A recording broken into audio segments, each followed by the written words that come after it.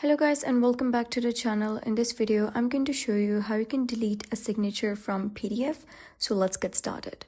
So first of all, you gotta download this PDF on your PC and you gotta head over to Canva and you gotta head over to the upload section to the left and make sure that you upload your PDF over here.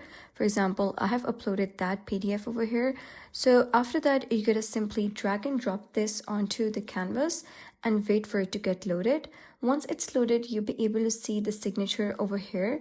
So now if you wish to remove the signature, you can simply double click on the signature and simply press backspace.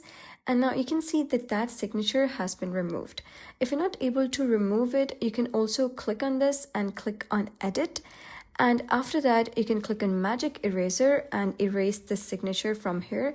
But you need to have the access to premium Canva to do that.